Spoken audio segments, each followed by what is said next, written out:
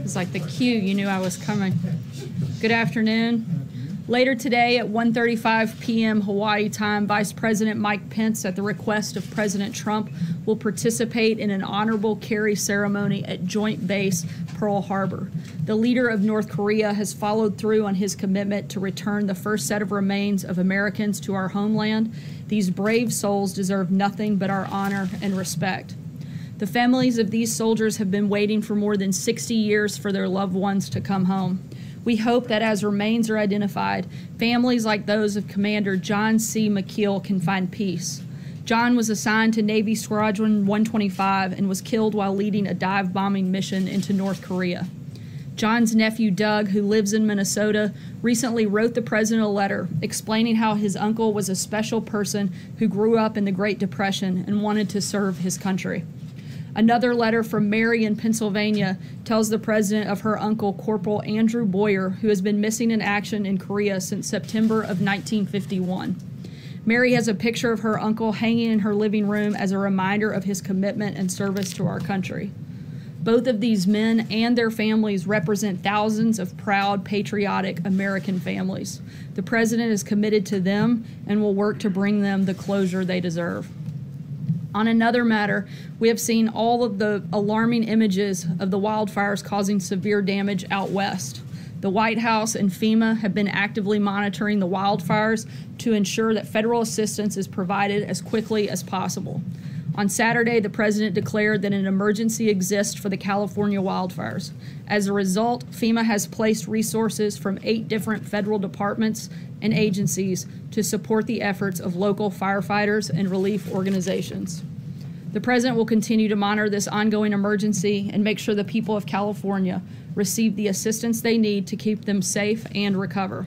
Our prayers are with the firefighters who recently lost their lives battling these fires and their grieving families. Lastly, the president has been closely following the ongoing situation in Turkey involving Pastor Andrew Brunson. We've seen no evidence that Pastor Brunson has done anything wrong, and we believe he is a victim of unfair and unjust detention by the government of Turkey.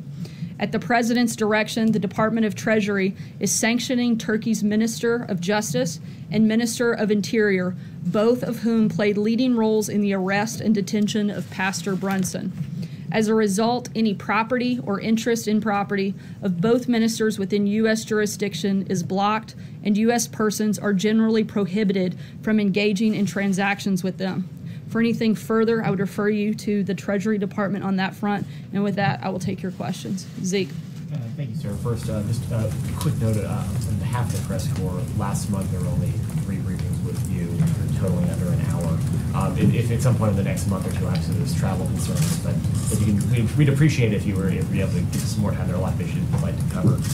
One of those, first off, is the president's tweet this morning about the Russian president's direction to the Attorney General Jeff Sessions, asking him to end the Mueller probe right now. The president said a few weeks ago that he did, or a few months ago, sorry, that he was not going to intervene in the Department of Justice's handling of that investigation. Does that tweet this morning mark a change in posture by the president? It's not an order, it's the president's opinion, and it's ridiculous that all of the corruption and dishonesty that's gone on with the launching of the witch hunt, the president has watched this process play out, but he also wants to see it come to an end, as he stated many times, and we look forward to that happening. And on different topics here, you mentioned that the transfer of these remains from North Korea, the North Korean leader fulfilling his commitment to the president as agreed in Singapore. There's a report yesterday that North Korea is still assembling ICBMs, and as well as the Pentagon says that it's not yet possible to verify that the remains that have been transferred back are in fact human or American. How does that meet sort of the test of North Korea fulfilling its commitment that it agreed to in Singapore? I'm not going to comment on the first part of your question on any potential intelligence matter. In terms of the remains, we have the best of the best that have been working over the last several weeks on this process. We'll keep you updated on it, but we feel comfortable in the assessment that they've made up until this point. John. Sarah, on the next proposed tranche of tariffs against China, the figure initially for tariffs was 10%, but it's our understanding that the president now wants to take that up to 25%. What's the reason behind increasing it from 10 to 25? And in a tit for tat, if you want to call it trade war, is something else. Who has more bullets, China or the United States? The president firmly believes that the United States certainly does. We'll have an update later today, and there will be a call at 3:30 this afternoon to walk through the details of that update in regards to the question you asked about 10 to 25. Look, the bottom line is the president's going to continue to hold China responsible for their unfair trade practices. This has gone on for long enough, and he's going to do something about it.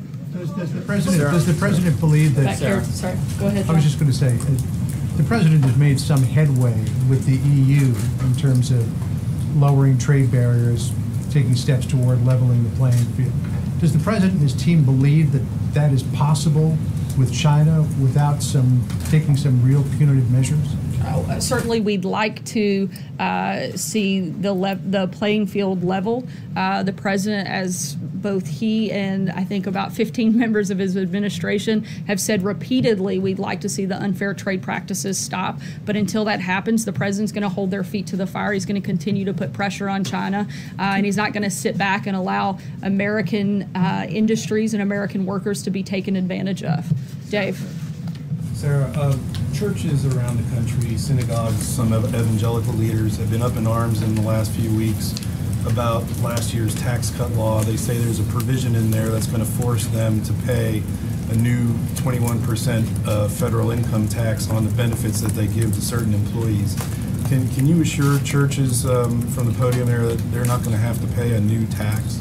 I'm not going to make a blanket generalization about every church in America, but certainly the goal of the tax cuts and reforms package was to provide the greatest amount of relief to the greatest number of Americans, and we feel that it's done that.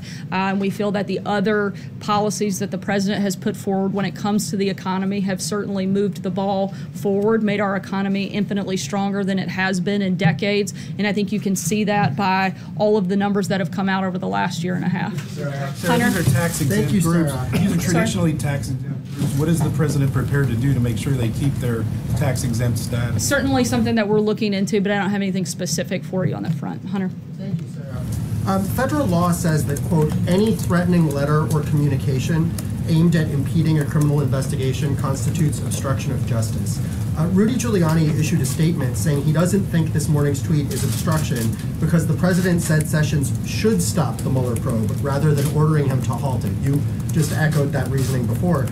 What I want to know is Rudy Giuliani the one giving the president legal advice on his tweets? And does that statement reflect the opinion of the president's legal team? Look, the president is not obstructing, he's fighting back. The president is stating his opinion, he's stating it clearly, and he's certainly expressing the frustration that he has with the level of corruption that we've seen from people like Jim Comey, Peter Strzok, Andrew McCabe. There's a reason that the president's angry, and frankly, most of America is angry as well, and there's no reason he shouldn't be able to voice that opinion. Margaret? Isn't he putting Sorry, we're going to keep going. Margaret, go ahead. Sorry, were we just... Okay.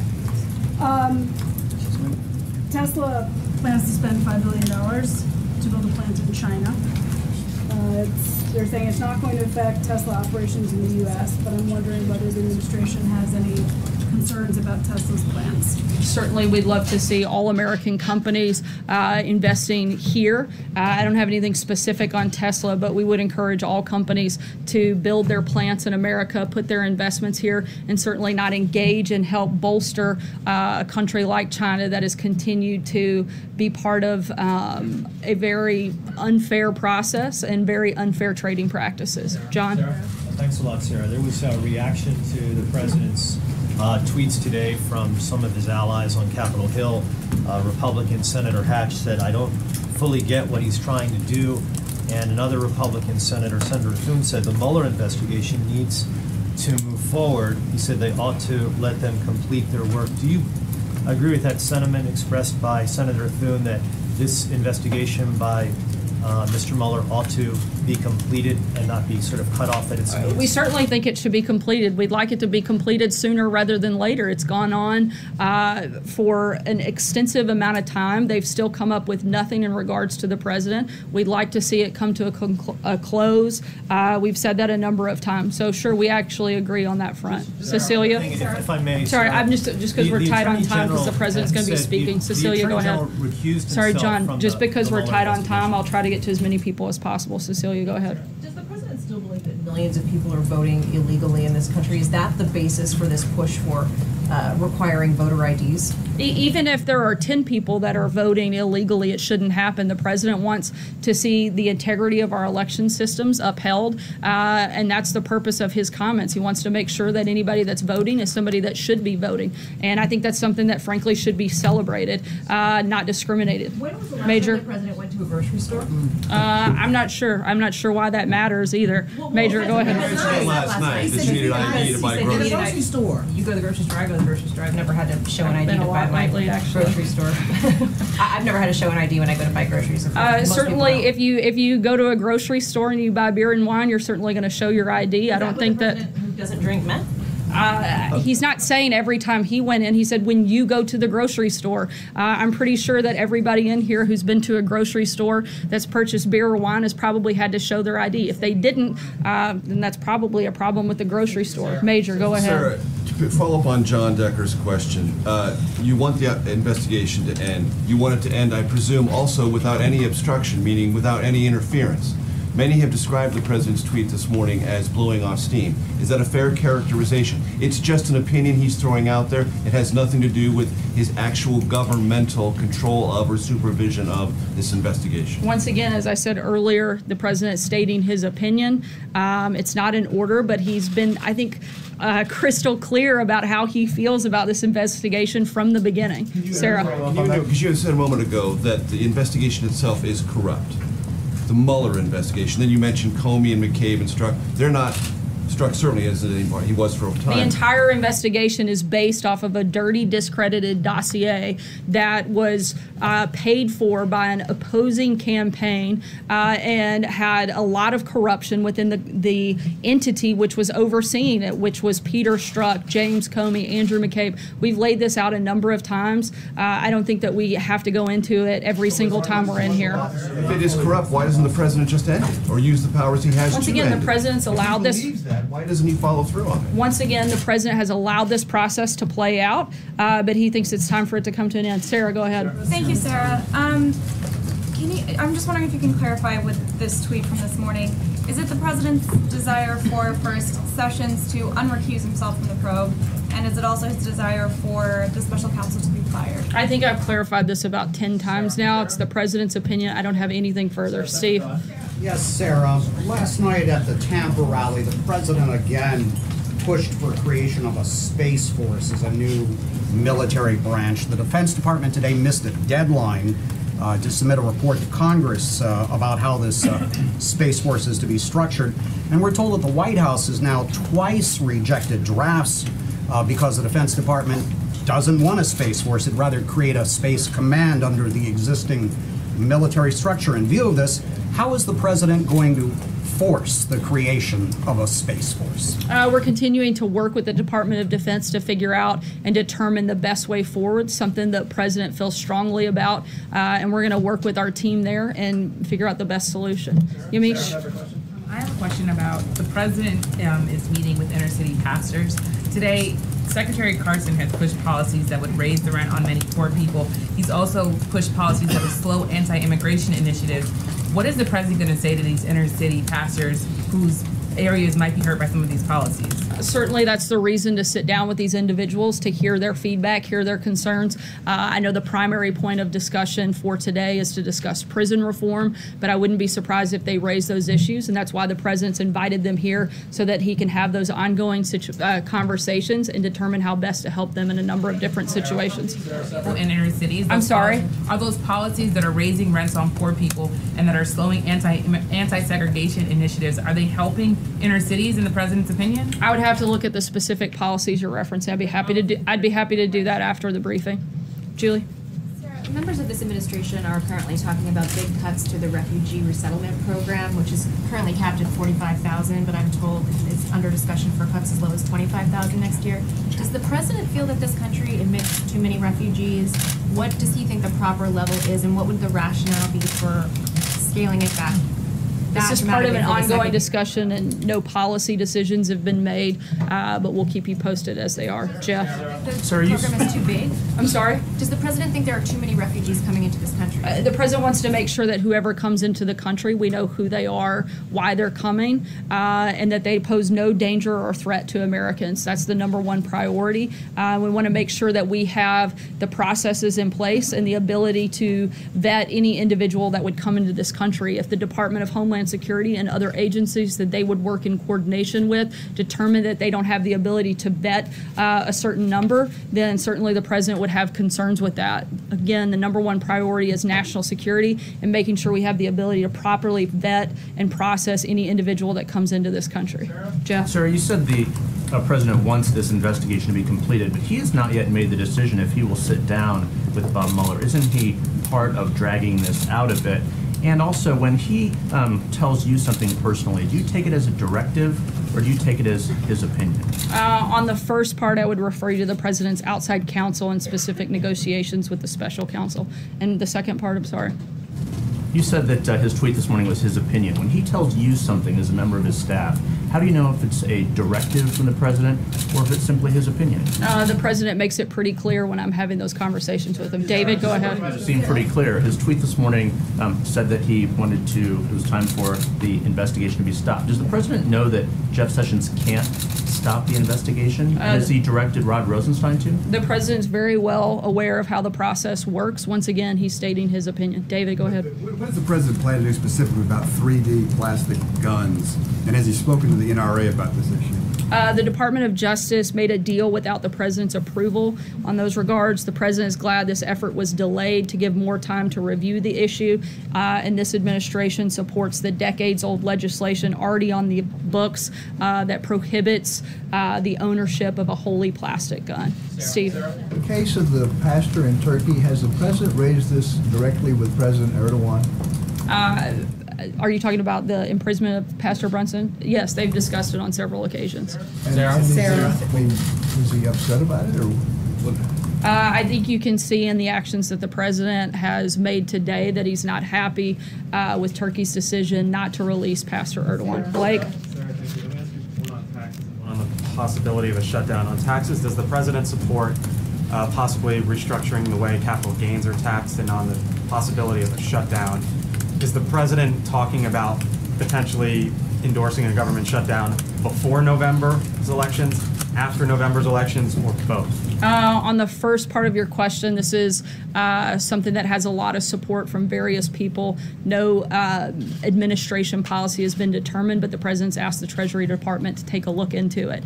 On the second part of your question in regards to the shutdown, the president isn't focused on the timing of before or after the election. He's focused on the results. He's been talking about this for a year and a half. Our immigration system is completely broken, and he's begging and has been for Congress, particularly Democrats in Congress, to step up, do their jobs, stop kicking the ball down the field, and actually work with him to fix our system. It's that simple. Does the president, though, have a personal opinion as to whether or not the current system works or this should be changed? Again, he's asked the Treasury Department to look into it. David?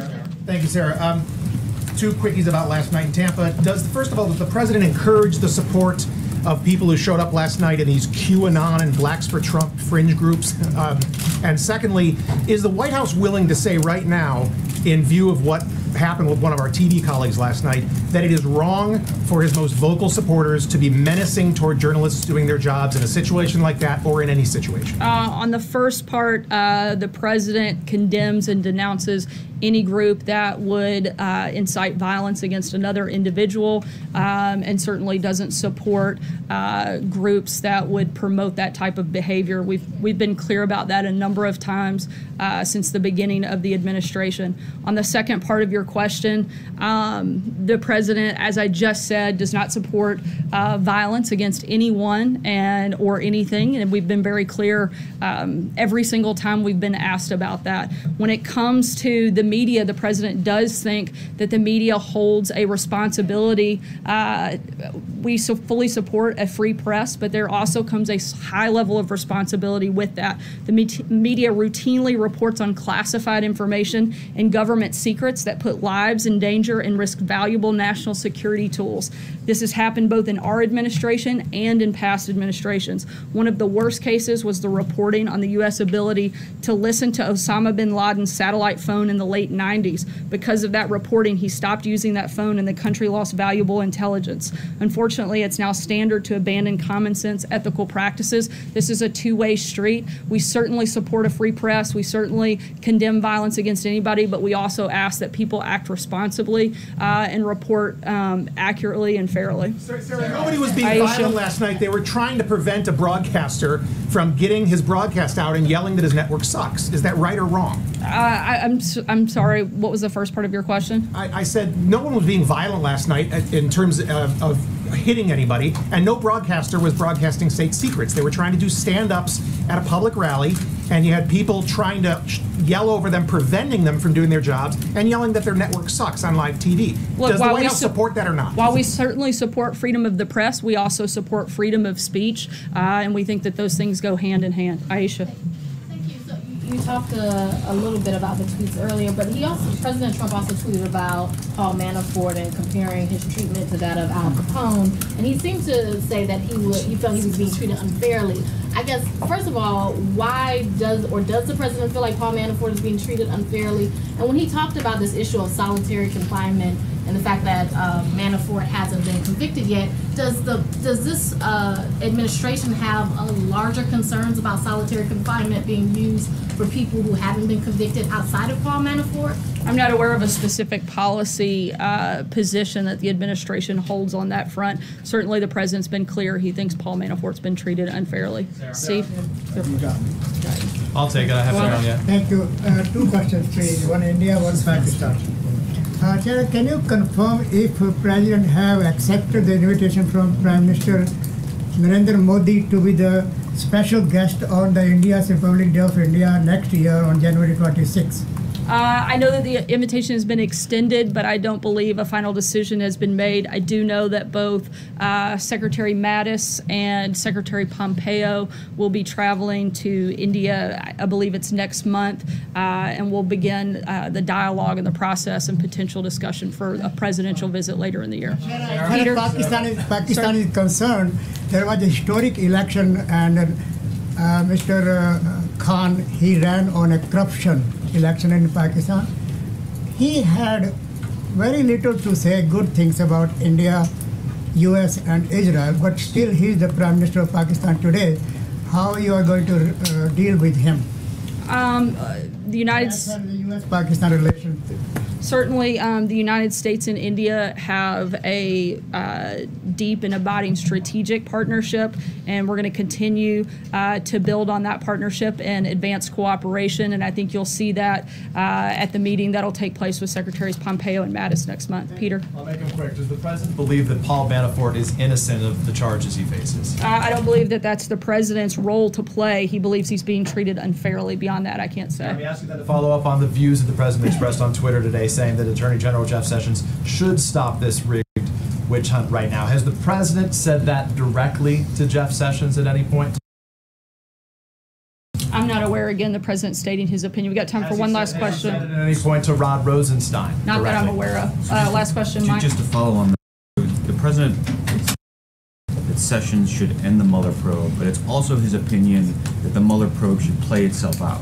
The president believes that he's watched this process, frankly, play out. He'd like to see it come to a conclusion, since it's been going on for the better part of a year and a half, and they've found no collusion between the president, as he said many, many times before. The president's got an event here starting in a couple minutes. Sure. The president, you've also said the president believes he can fire Mueller.